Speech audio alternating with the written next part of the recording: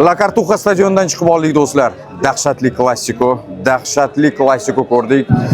Final Copa del Rey Barcelonaning super remontadasi birinchi taymda Yamalning pasini Pedri golga aylantirdi va Barcelona 1-0 hisobida chiqib ketdi. Tanaffusga ikkinchi taymda Real Madrid vahshiylashdi.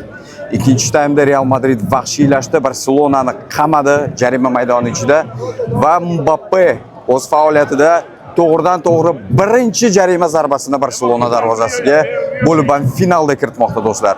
Va mana shu goldan bir necha daqiqalar o'tib Chouamenining goli Real Madrid remontada qilishga juda yaqin kelganda Ferran Torres ikkinchi taymning oxirida gol kiritib, mana eshityapsiz, hozir Barcelona muxlislari kuylashmoqda. Va do'stlar, Ferran Torres gol kiritib ekstra taymlarga sudrab ketdi jamoalarni. Ekstra taymlarning men bunday ekstra taymlarni hali ko'rmagandim jonli o'yinlarda. O'zimning ikkinchi klassikom.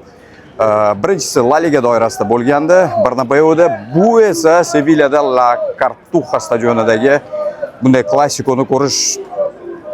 Ekstra taymlar bo'lganda biz xursand bo'ldik do'stlar. Mana shunday o'yinni yana bir necha daqiqalar davomida ko'ramiz deb xursand bo'ldik va ikkinchi ekstra taymlarning ikkinchi taymida, ya'ni qo'shib berilgan daqiqalarning so'nggisida bu safar Kunde gol kiritib jamoasini chempionga aylantirdi. Barcelona treble uchun harakati davom etadi. Real Madridda o'zgarishlar bo'lishi aniq, chunki ko'rdingiz, oxirida futbolchilar, hattoki Rudiger yura olmay qolgan holda maydonni tark etdi. Ancelottini bilasiz, juda ham ko'p narsalar aynan mana shu finalga bog'liq edi. Biz 11-may kungi klassikoga ham kelishni rejalashtirganmiz. Stok futbol bilan birgalikda va chempionat taqdiri hal bo'ladigan o'yinda biz yana super klassiko ko'rib qolamiz. Real Madrid shunchaki ikkinchi taymni dahshatli o'tkazdi do'stlar. Finalda bilasiz, jamoalar hech qachon osonchalik taslim bo'lishmaydi va natijada Barcelona hujumlardan unumli foydalandi. O'zi umuman hakam borasida biz markazda o'tirdik. Bu tarafda Barcelona tribunasi, bu tarafda Real Madrid.